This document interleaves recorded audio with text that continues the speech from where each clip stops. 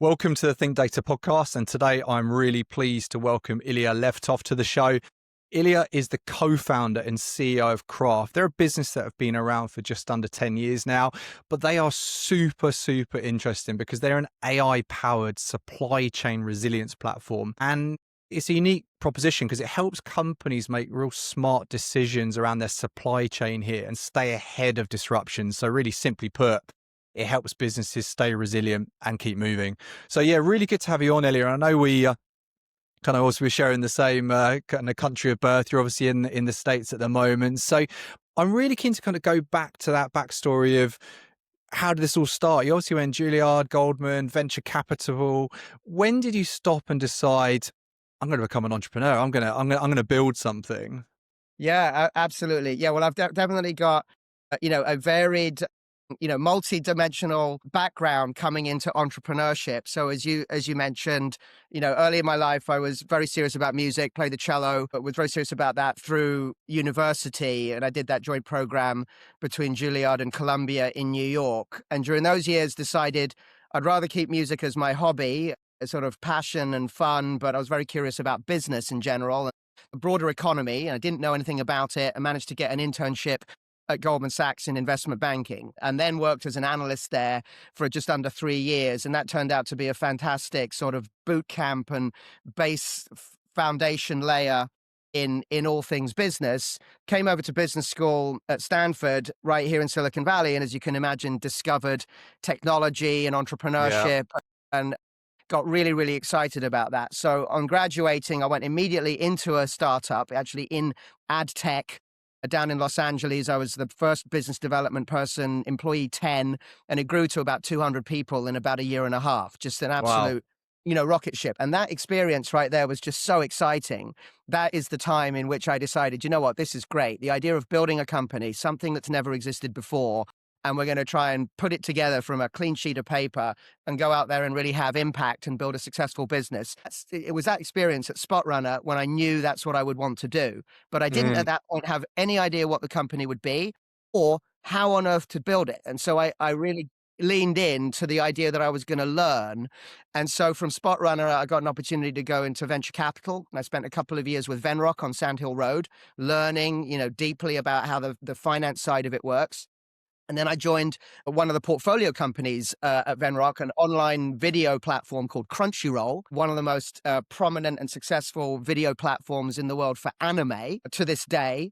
And then I was at a broad business development, finance and operations role. And then after that, I spent some time with Deutsche Telekom in Berlin doing business development partnerships and distribution deals for Silicon Valley startups through the European Deutsche Telekom, distribution machine. And I was in Bonn and Berlin doing that.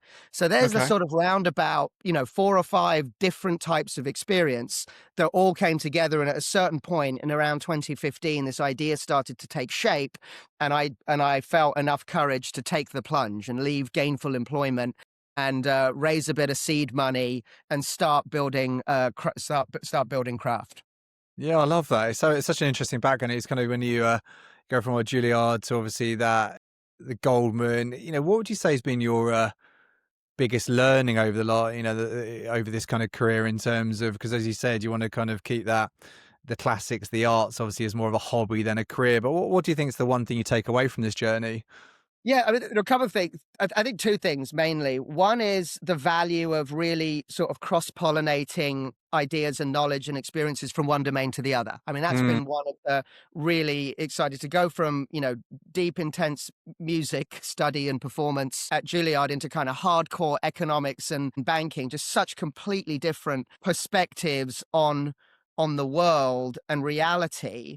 And then what really is the common across all of them, the second thought, is it's really about communication. That's what you have in common. You're working with people, dealing with people, trying to impact what they do and more deeply how they feel.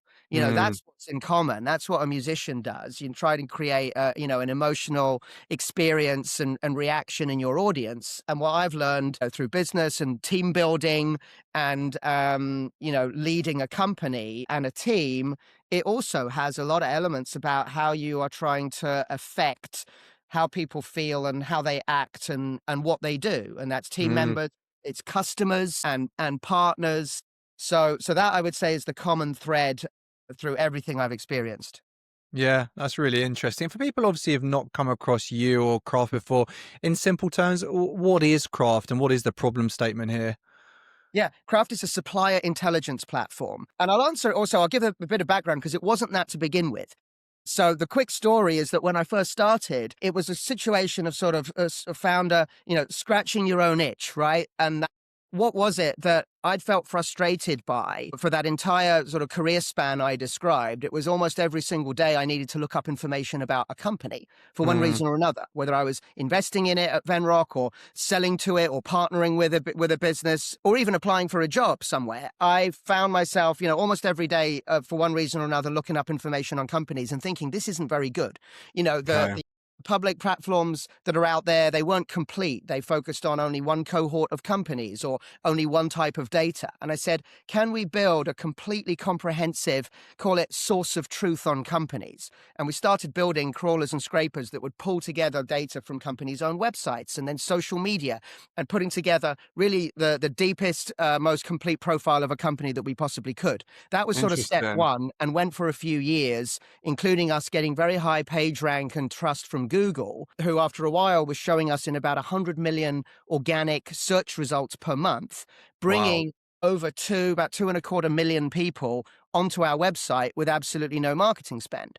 And these would be people that just sort of searched a little tidbit about where's that company headquartered, or, how many marketing jobs do they have open right now? And we were showing up high in the search results, and that led to that audience. Now, from there, we started to say, okay, wow, we need to monetize, right? We're a business. We've got to try and make some money.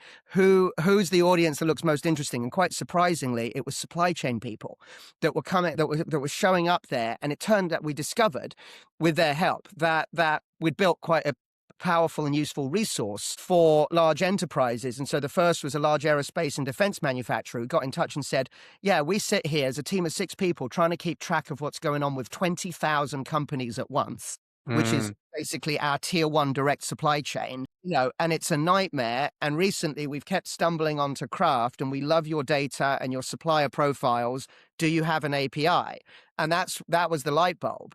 Oh, interesting. That's where it started. So from there, we started really focusing. That was about 5 years ago, and we haven't looked back. We've really gone into collecting and structuring and being the most comprehensive resource of information about companies pointed at large enterprise supply chains on both commercial enterprise and government. We're working with about 26 federal government agencies, including out of the Pentagon. And what we're doing for all of them is structuring this data and turning it into intelligence about their supply chain. Who are their suppliers? Where are they? How are they doing? What's happening with them? Who owns them? Who works with them? And, everything you would want to know. And so part of the use case is risk management, in an era of this supply chain disruption and, very, very major risks around cyber and geopolitics in particular.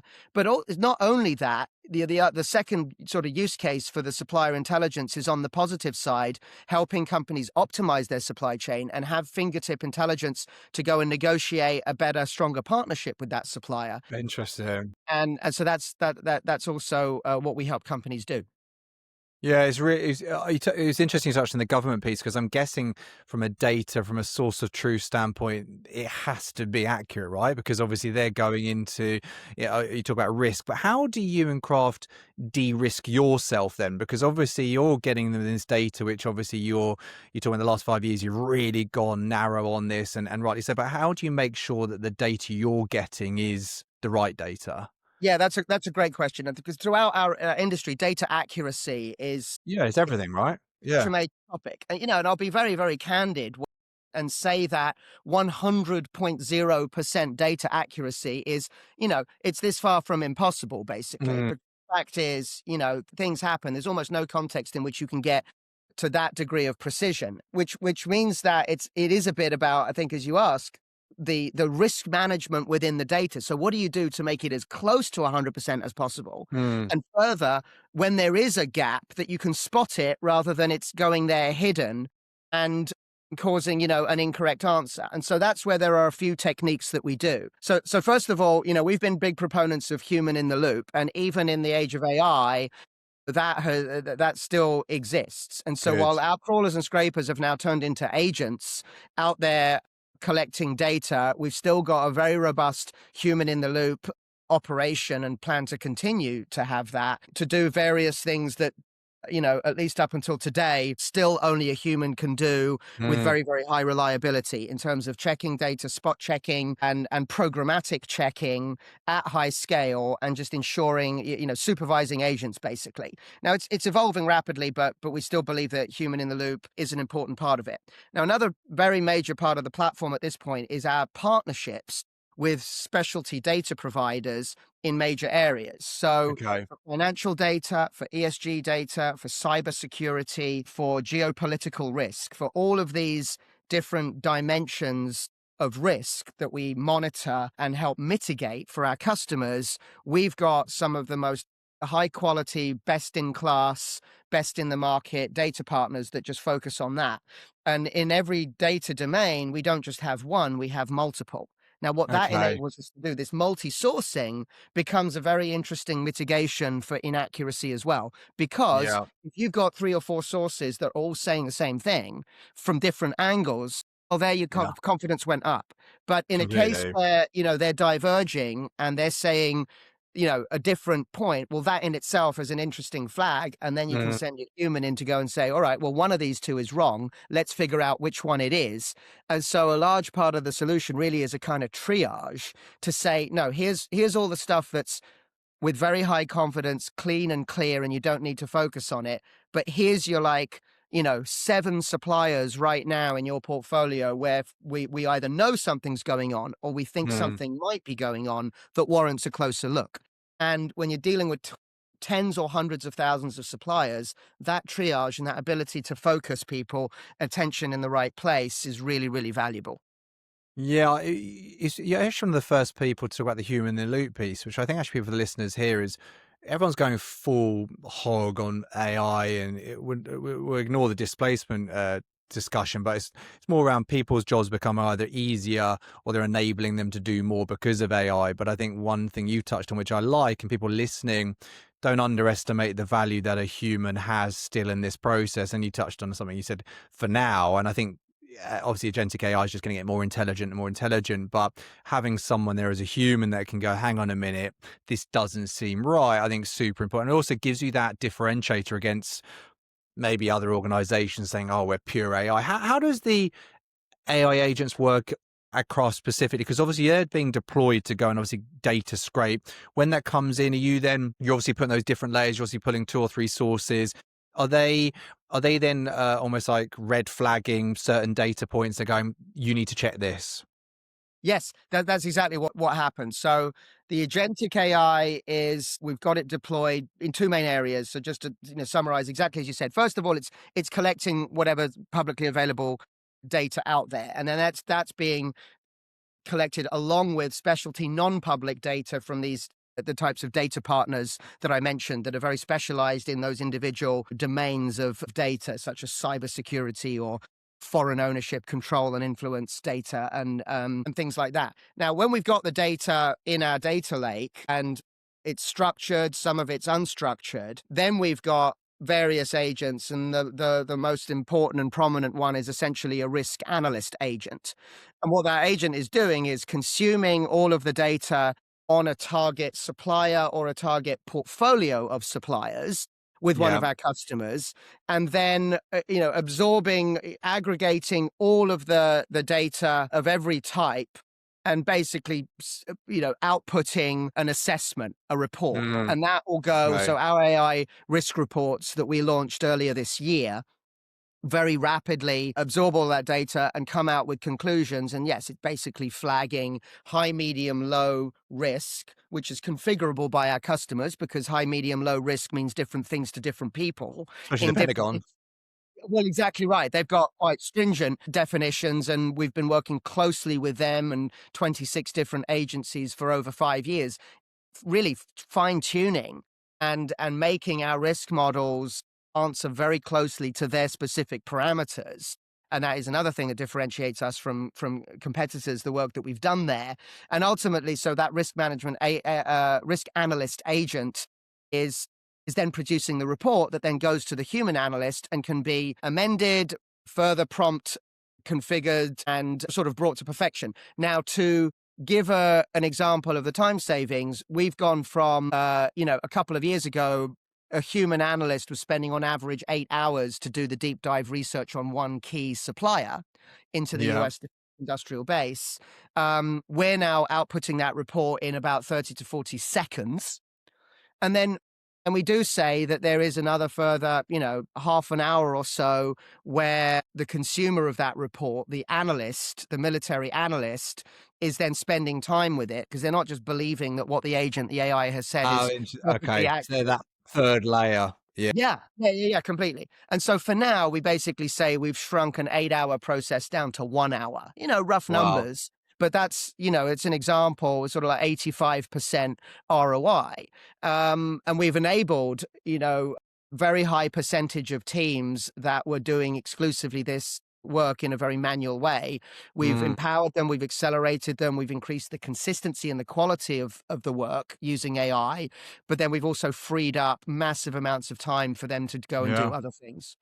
Well, that's it, isn't it? It's the freeing up of time. A lot of people do talk about displacement. In certain sectors there is, but I had someone on a while back who runs contact center AI, and actually all he said was actually the step up into contact center roles now is just you're bypassing one or two jobs on the ladder and going to more impactful work and doing more work that actually probably want to be doing. It's the job you want to get to is actually just happening quicker. So I find that interesting. What I want to touch on now is right at the beginning, you mentioned about Google ranking, SEO, and you were getting all the 2 million hits a month. There's all this volume coming in. How has your go-to-market motion changed over the years, especially in light of AI and the amount of data that's out there and how accessible certain sites make data? How's that go-to-market motion happening? Yeah, absolutely. So there's a product aspect to that question, and then the go to market. So first, just to touch on the product, you're right. There's so much data out there. That was one of the big tailwinds for the whole business idea from the beginning, that we're sort of well into the digital age, and lots of data that used to just not exist digital anywhere, being in a file cabinet or in someone's brain, was now sort of generally available to absorb and make sense of. And that's true. And the global supply chain is just one of the biggest and, in our view, most fascinating data sets out there. Vast collection of nodes and connections, basically, that makes up the global supply chain. And it's an absolutely, vast trove of data. And really, AI is the only method through which you could ever hope to really kind of understand it. And now in this new era of AI, that's all possible in ways that never was before. So that's very exciting in terms of how data has changed. Data availability has changed what's possible. On the go-to-market side, what we found, and I think this will goes to a slightly traditional answer, where we just found that it really was enterprise sales that we were getting into, because we serve some of the largest companies in the world, Fortune 100 and Fortune 500 size, and the equivalent in the government sector. And so those processes very much are, led by experienced, seasoned account executive that can get in close with that customer, build a trusted relationship, understand how they are running these types of processes today, bring a solution engineer along with them, do some whiteboarding, and show and powerfully demonstrate how with craft technology added into their process, things get better and more efficient in a large number of ways. So I think that's sort of fairly traditional, and there's no magic to that. No. What we are seeing now, though, is with LLMs and more data out there, it's possible to just understand the prospect universe way better than was was You can get possible. deeper, can't you? You can get Yeah. far deeper now. Yeah. And so what we're doing there is using that to inform, well, who should we actually go and talk to? Because who has got a process that's in that right step of maturity, Mm, not at zero, but not also super evolved, where we can go in and have highest impact and have the highest likelihood of, within a reasonable period of time, successfully getting a deal, getting them to sign on the dotted line and becoming a customer, which yeah. is at the end of the day what it's all about. So using data and AI to inform that is absolutely part of improvements we've seen in the last couple of years in the sales and marketing. Yeah, again, it goes back to your point earlier. So it is AI is the enabler, right? It's not AI to replace. And actually, there's much talk about AI SDRs and AI outreach, but the reality is no better than a person making either a call or an outreach on email that's relevant, tailored. They understand the buyer persona. They've got access to real time data, and they can go, "This could probably save you time and money." It's people as a receiver of that call, you're gonna be like, "Oh, okay, I'm probably going to listen to that," as opposed to all the nonsense we see in the world at the moment about it's just AI everything. Yeah, completely. I mean, it's so hyped, and there's an awful lot of slop. And yeah, at every function, we just really still believe in quality and also the human connection. We've started using the term advanced intelligence, which is a little Okay. bit of a play on AI. We're about to push out a website upgrade next week, and that's prominent in the heading because it's a little bit Nice. of a nod to, well, why does it have to be artificial?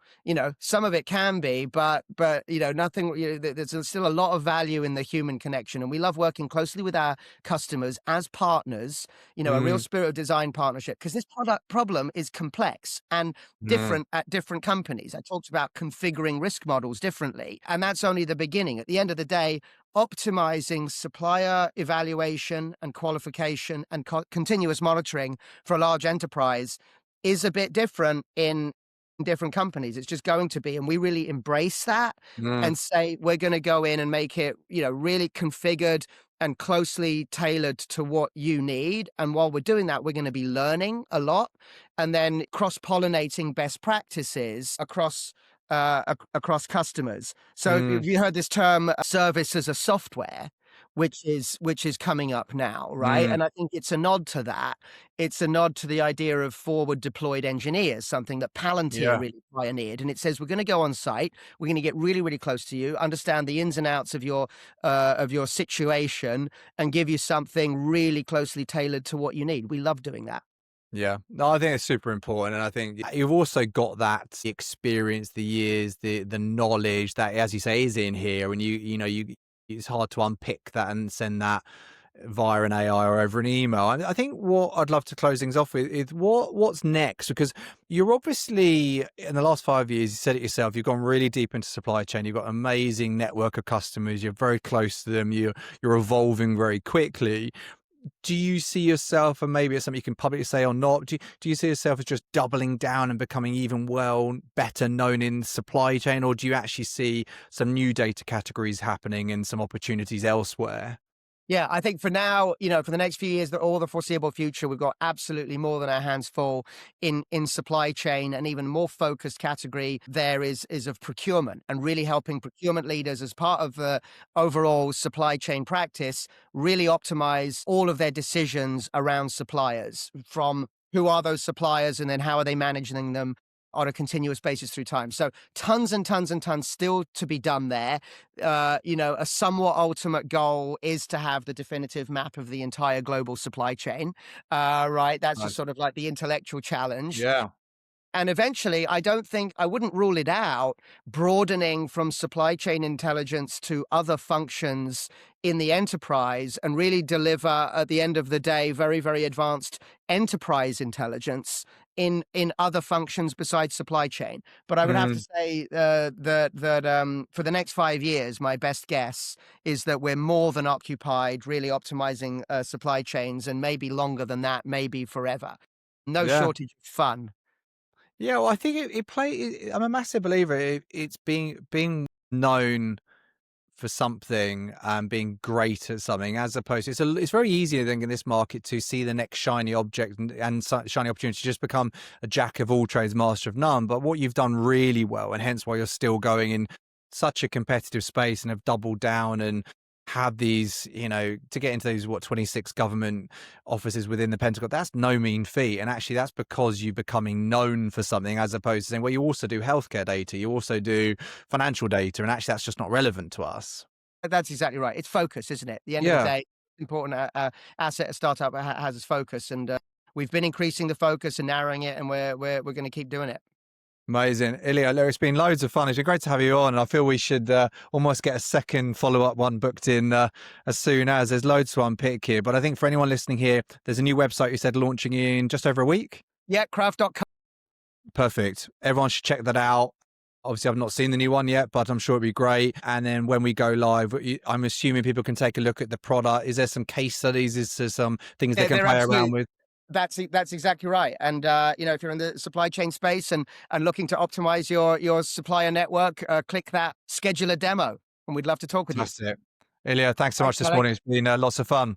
Thank you very, very much. Thank you. Again, cheers. Cheers. Bye.